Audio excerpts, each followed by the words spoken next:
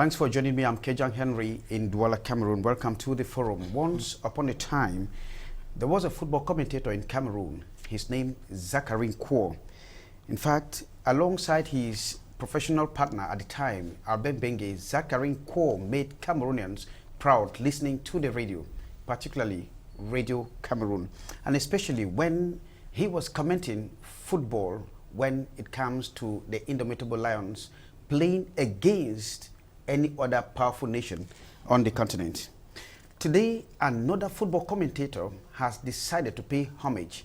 He was inspired by Zachary Kwo, fondly called Uncle Zang. This time I'm talking about Fond Echekiye, who has committed a book in homage of Zachary Kwo. The book is Zachary Kwo's Ultimate Commentaries. We are going to learn more, and Fond Echekiye is my guest on today's edition of the program, The Forum. Thanks very much and welcome to the program. You're welcome. Now, Fond, you have decided to pay homage to somebody who is still living. Now, why homage to a living somebody? Why homage to a living somebody? Because I don't believe that we must always pay homage to the dead. We should try to celebrate the living while they are there with us.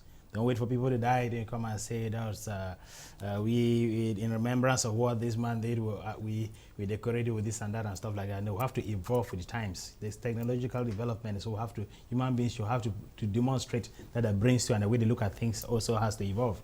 So Zachary Kwo, I just happen to be one of those he ever inspired, and God knows multitudes who've been inspired by Zachary Kwo. So I thought that while he's still there, we should try to celebrate him. That's how I came about writing this book about him. And what was the inspiration behind this? Well, the inspiration behind it was mere fact that he brought me into it. In high school, I read chemistry, maths, further maths, and physics. And so I'd hoped I was going to become a mechanical engineer. But way back in 1982, during the World Cup finals in Spain, I visited a certain classmate of mine. His name Yoba Francis Yakam in Casbanville. And when I visited him, he said, hey, Fond, come. Somebody had sent a report from Spain before Cameroon's match against Poland this afternoon. Call him Zachary Kwo, the commentator who is with the national team of Cameroon. I want you to listen to this report because it can be very inspirational. So he slotted in the tape, and I listened to the report. And you will not believe it, from 1982 to this date, that report has stayed in me, and I will always want to reproduce it each time I have the opportunity to. We'll come to that, Fond. I mean, it's interesting to know that Uncle Zach inspired a multitude. But before coming to the book and its launch, because apparently it's going to be one of the most historic launch of a book in Cameroon, especially when it concerns somebody like Zachary Kwo. Now, way back in the 80s, as a schoolboy, how did you begin imitating Zachary Kwo? Well, because too many people were imitating Zach. Yes, I was trying to place the Dumbe layers, the Konos, the beggars, the millers, just like he did. Let me say that if I want to even go further, because sometimes it becomes very difficult to know exactly where something actually begins, just like time. Time for me never began, it actually continued. So I can only tell you exactly where actually this thing got hold of me. But I remember that my late father used to buy Cameroon Tribune, and he would bring it back home, and I will go through and look at the pictures on the sports page. And at the time, 1974, when CANAL played against Tone, I saw the Tone team all lined up in white. I kept on developing interest in things that have to do with sports. And I remember a certain the tenant of the house just next to us in the Hausa quarters in Cuba, I said, Mr. Camelius, I don't know whether he's still alive today. He too was keeping some of this records. So I used to go to his house and flip through them. And then sometimes, some days, some Sunday, I was flipping through one of the pages of one of the issues of the Cameroon Tribune, and then I heard a reporter say on the air, the Molfilira Wanderers of Zambia are wandering in the field of play. And that was Peter Risoka. So it's playing with words. Playing with words. That was way back when I was still in the class 5 in the primary school. And class 4, class 5 in the primary school. Okay, well after that, I dropped everything. Well, football sports was going on. But this day was in 1982 when I listened to this report by Zachary Kwo, and they said, you say we'll come into that, and I was able gladly, of course, to reproduce that report. We'll come to that. Yeah. Now, Fond, you'll be launching a book on should I put it, the works of Zachary Kwo? Is it the life, the professional career, or the life and death of Zachary Kwo? No, he can't. He's not a death, so it can't be the death of Zachary Kwo. So, well, if you want to put it most simply or succinctly put, it's a very, very long, lengthy interview of Zachary Kwo that can be subdivided into 8 different chapters, and each chapter preceded by write-up. I talked to him about his life as a schoolboy, how he was growing up in the CDC plantations, how he eventually went to St. Joseph's College, went to Cast Bambili, left and went to University of Yaoundé. That was the academic life. Then also spoke to him, or we talked about his professional life as a sports commentator, how he went through the School of Journalism in Yaoundé, how he became the chief of service head of sports and Radio Cameroon, and then all the highs and lows in his career as a sports reporter. Also talked to him about his family life. He's a family person too. He's married, has children. Talk about religion, his political leanings, and so on and so forth. So all of those things are encapsulated in the book. Now, amongst all these things that he told you, what really captured or remained stuck in your mind? That Zachary Nko is somebody who emerged, sent by God. He did not learn what he did at the time we knew him in school. Otherwise, all of us have gone to the School of Journalism, but not all of us can do what he did. Okay. In fact, because at some point I asked him, who wrote your scripts? He said they were never written. That struck me. I said, wow. So the things came like that. So yeah, and I just asked him, this grasp of the English language, you have a way of putting things. Even if Zachary Nko was to tell you that I am going to school, you always have that feeling of a sports reporter saying that I'm going to school is different from Kejang saying that I'm going to school. Good. So that feeling, that kind of conclusion that you draw, that what is a Zachary Nko cannot be created by any school of journalism, is what actually struck me. Now you are hitting a point there. Do you now think, even the works that you have written, do you think it is probably going to have a way in that school of journalism? Well, it depends on the administration of the school, be they in Yaoundé or in Boya or elsewhere. Because I know that Professor Tanjong of the University of Boya has a copy of the book. He called me back to tell me that he was very satisfied with what I wrote, even though he made 1 or 2 comments. No, in fact, no work of art is perfect. He made some comments, and I was hoping that he was going to go on to say, but is there a way we can have this thing maybe somewhere as part of the rundown of our school curriculum or stuff? I have not heard that anywhere. There's some of them in the University of Yaoundé, the School of Journalism, who have read through the book, but no one has actually said anything about it. But I think that being disciples of great men in the art of sports reporting, students should try to have copies of the book and maybe get inspired and see how they can maybe walk in the footsteps of the great one, Zachary Nko. Zachary Nko, in most of his discourse, will tell you, quote his friends, his professional friends like Denise Liwewe, like Enes Okonkwo of Nigeria. Have you met with some of them? Like the Egyptian... the Egyptian commentator. Good. Mohamed Lafti. Mohamed Lafti, yeah. Good. Okay. He described that one to us, having been the greatest sports commentator in Egypt. Yeah, I've not met any of them. I only got to know about those great minds or great sports reporters on the African continent from Zachary Nko's reports. And I actually did ask him the question about them. And I was thrilled. I was really satisfied. I was glad to learn that he to acknowledge that some of them inspired me, especially the late Enes Okonkwo of the Nigerian Broadcasting Service. And what interesting story did he tell you about him? Oh, about Enes Okonkwo. All of that is found in the book. He says that during the 1984 African Cup of Nations, shortly before the final game between the Super Eagles of Nigeria and the Green Eagles of Nigeria. The Green Eagles at the time against the Indomitable Lions of Cameroon, that Enes Okonkwo had told him that Emmanuel Forum, a Yoruba writer, had written a green book about football in Nigeria. And that he was saying that was drawing inspiration from what had gone before, and was daring to become a mathematician who could plot the axis of Y against Z to extrapolate and imagine what can happen in a match between Cameroon and Nigeria. And said that Nigeria was going to defeat Cameroon. And in fact, he said that Nigerians were going to fly higher and higher over the Lions. And at the time we had Okalas and the Okala, the mathematical Debami, and the chairman Christian Chukwu, and so Mudashiru Lawal, and so on and so forth. And of course, when the Nigerians opened scores, from what Zach tells me, he said Enes Okonkwo left the commentary booth and then came and danced the kind of Nigerian highlight music in the Cameroonian booth. Okay. And they said, didn't I tell you? Didn't I tell you? And then he said, well, he had nothing to say. But at full time, everybody knows that history retains that Cameroon defeated Nigeria by 3 goals to 1 to win for the first time the African Cup of Nations. Now let us go back into the book, the ultimate commentary of Zakarinko. It will be launched in Douala on the 4th of May 2016 at 5 p.m. Where would that take place? It's going to take place at the Salle de Fête d'Aqua in Douala here. We say 5 o'clock. Well, it's actually going to begin at 5. We wanted to begin later, 6 o'clock. But if it were 5, for those who know me very well, I usually keep so much time. I respect time a lot. I don't want those who don't respect time to hold those who respect time hostage. So it's going to begin there. And we'll have a program of choral music and other social music by a certain choral group that I created myself in Yaoundé. The St. Ignatius chorus are going to be in town here. We've seen them several times on Facebook.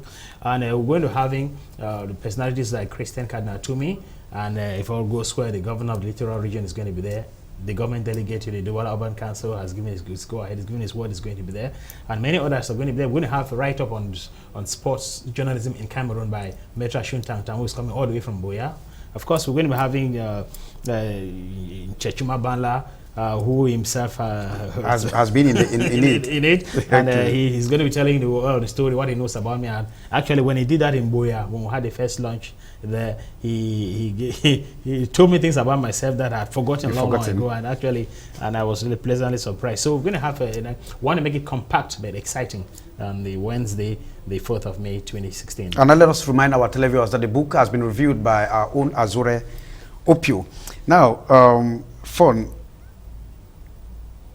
if you were to go back in the school days and try to put yourself in front of the microphone and say, okay, let me produce a report between my school Caspambly, which is the Indomitable Lions Court, and Hope Waddell Institute of Calabar, which is the Flying Eagles, as Zakarinko used to put it. What would you see? So that because many young Cameroonians at the time who've grown up, though many did not finally venture into sports. Sports reporting and commentaries. What will you say? No, actually, I want to answer the question. I think the other way around. Okay. I wouldn't do that because I don't know the players of the other school in Nigeria. Neither do I know. No, let us not say. Let me just say they represent the Flying Eagles and the players of Cameroon. Come on. Okay, something like that. Say the ball comes over there and it's collected by goalkeeper Thomas Kono. Rolls out the ball out there and finds his full defender. That's Dumbele Francois. Plays the ball over the halfway line, beats 1, 2, 3 defenders and puts the ball forward now. Rather, attackers on the opposite side puts the ball forward on the halfway line on the other side of the field, and that ball goes into touch. Is going to be a train coming to the Nigerian side. Well, that is what Zakarinko used to say. But I think that if you had to give him what his due is, it's important that I take you now to the script. That script that took me to journalism. And what was that script? Good. It's that afternoon on Radio Cameroon, the presenter of the 3 p.m. newscast said, we are 3 hours away from what has been described as a decisive and important encounter before the match. Who can I procrastinate to be that person? Bakenze? No, it would have. No, it wasn't Getiko Musi. Getiko Musi. So for the pre-match report, let's go over to Zakarinko all the way in Spain. And the response, yes, good afternoon. We are 3 hours away from what has been described as a decisive and important encounter. Decisive because a win for either team today will give them a right to leadership in the Four Nations Group 1 following yesterday's 1-1 tie between Italy and Peru. Decisive also because for the Cameroonian players to make the goals this afternoon, the players must be in superlative form, offer no scoring opportunities to the Polish who have a remarkable flair to capitalize on defense error, and of course adopt and sustain a very aggressive attacking power and spirit for full 90 minutes. Poland, 4 times World Cup finalists, want to beat Cameroon, their second all-black World Cup opponents, as they did against Haiti in West Germany 8 years ago. But the question is, where do we draw the line between Cameroon and Haiti and between the years 1974 and 1982? Before this afternoon's talk of 4, this is how Frenchman Jean Bexan has drawn up our national football team. Goalkeeper and captain, Thomas Nkono. Defenders from left to right, Kahan Michel, Onana Elundu Eli, Njea Rene and Bom Ephraim. Halfback Kunde Emmanuel, Abega Theophile, Bida Arantes and Audu Ibrahim. Center forward, Roger Miller and Gea Jacques. Before the 4:15 p.m. clash, and before this answer the question on whether or not Cameroon will make or mar, the British television sports journalist Jerry Harrison says the match will be tough and tight. Zakarinko in Spain for Radio Cameroon. Precise. So that's the report that actually took me out of dreams. From becoming an engineer. Electromechanical engineer to become a journalist. Good. And you have talked with Zakarinko on several occasions, and what he tells you is he used a lot of jargons that we could not find anywhere. Sweet to the ears, and people could see the Lions playing playing without a television, without watching the television. Those images are very how do you describe it? You say that they are Zakarenko. That is Zakarenko's language. He tells you the eagles are flying higher and higher, while the lions are falling backward now. You have the image. The eagles are flying, the lions are down there. They're scampering for cover because the eagles are ready to peck them to death. He talks about this boy called Ambrose Ayeye, the nine-shaded player of the Harambee Stars of Kenya. He is so good that he can play in the national team of the Kingdom of Heaven.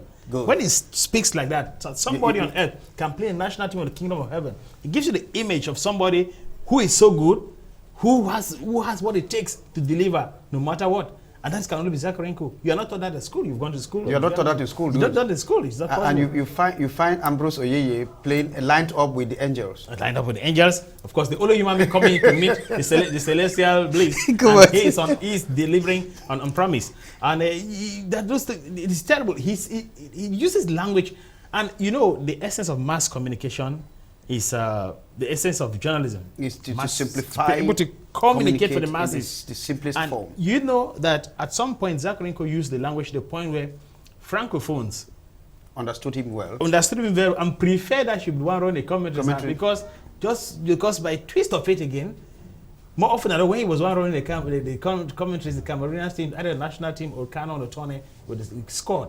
So it was like the man carried all what it took for people just to want to consume more and more and ask for an encore. So he spoke, and francophones understood, and they say even some of them quote them today. Sometimes when I see some of them on the way, they even try to repeat, but they don't repeat what I say. They repeat what Zakarenko used to say. And just to tell you that this guy, he didn't do what he did for nothing. In fact, the seed fell off him and landed and found fertile ground and have germinated. And let me quote Ferdinand Oyono, people like Mecca come no more. People like Zakarenko, we don't think they will come any longer. Now, but somebody will ask, why did you write only on Zakarenko and not in something else? Yeah, sorry. Because at some point he must make a choice. It has to be one thing or the other. Good. And the arguments for Zakarenko are simply that he has done what he did, but I think what he did, and I think that for one reason or another, he has not gotten back from what he has given to mankind. So I thought that would be my own way of contributing to paying back to him what he has given us. If I didn't do, I'm not so sure that some other person would have done. You might want to ask me that, why am I laying claim to that? For the simple reason that I've had colleagues, I've had his own colleagues too, who have never been very kind with him when they make comments about him. Good. Colleagues too who question his ability, who question why he should even be there.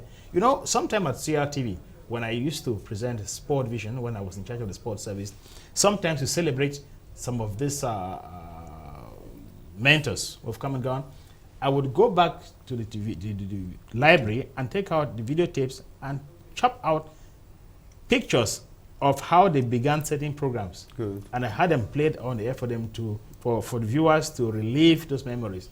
And some people ask me, those guys have already had their time, they walk off the stage, why bring them back? It starts being very ungrateful. It's being ungrateful. Otherwise history should not exist. History should not exist. Those are people who think that history should be written in chalk so that you can easily just wipe off with a duster. So I thought that by doing that, I was like maybe in my own modest way trying to give back to him what he has given to him. Now, in researching or in writing, in writing about the ultimate commentaries of Zakarenko and researching, who did you meet as some of his colleagues? Now, I didn't meet anybody to talk about him. I went to him, the source, to tell me what he knows about himself. Now, what happened was that I met some people to ask them, is it possible for somebody to convince Zakarenko to say anything about himself? They said, I forget it. I went to Boya. Some of my colleagues in Boya said, we are living right here with him. We meet on a daily basis. We've tried to ask him questions. I said, don't you worry. So at the end of the 2015 Mount Cameroon Race of Hope for Africa, I met him at Boya Mountain Hotel. I said, Chief, I want to come back here and interview and write and publish. He said, why? I said, I want people to know you more than just that you count goals or used to count goals scored by Lions. People have to know everything about you. He said, why do you think that people should know everything about me? I said, because you are somebody who is there, is the myth.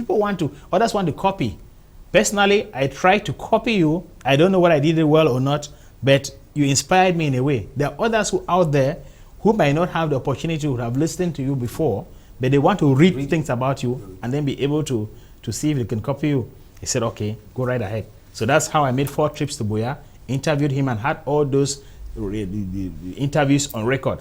Now, the other condition for this to be published is that he asked me to write and send the advance copy for him before he authorized publication. So I did so, went back to him, actually proofread, and then we corrected certain dates here and there and stuff like that. And then he said, okay, you have my go ahead. But give me a photocopy of what I'm asking you to go and print. I will keep it in my hand. You go and print what you want to print. If there's something wrong somewhere, well, we'll know what to do about it. Of course, I understood what he was saying. So he was taking it very seriously. And I think that if you're Henry, there is nobody who can tell people your story better than you yourself. So that's why I say, and to tell the bad side of it, yes, the good side of it. Yes, that's why I further go on to say I refrain from producing a copy of the book in French because it would not give the real feel of Zachary Nko when we listen to him when he spoke on radio. Now, probably we'll be wrapping up. What are some of the, I know it's in the book, but when you talk with Zach, what is his most, what is the best match, according to him, he ever maybe, or his best moments in the Lions Den, because he too was in the Lions Den. Yeah, when I asked him that question, he would, I asked him, Chief, which has been their most memorable match, or your most memorable moment? He said in the field of play, he remembers some of the ambience that occurred around him. And he first took me to the 7th of April 1985 at the Independence Stadium in Lusaka, Zambia. Cameroon had to play against the Zambian side in the run-up to the 1986 World Cup finals. And he said that shortly before the start of the match, the president of Zambia, Kenneth Kaunda, came to the stadium, and then he described the first lady walking along the president, saying she was walking along the president in what is described along the West African coast, Rapa. And then that the Zambian sports commentator, Dennis Lewe, said that we Zambians, we don't have anything to show. These fellows who are playing against just came back from Spain in the World Cup where they had 3 draws against Peru, Poland, and Italy. But we have the heart of our president, we have the copper mines of East Africa. And then he said when the match started, 5 minutes into the match, Kalusha Boya collected the ball and moved along the touchline. His marker, Tubesha, came very close. Kalusha Boya made a full circle. Tubesha ran out of the pitch. And then it was as if the linesman watched for where he was running, come and said, Master Beckham, now here they play football. Come on.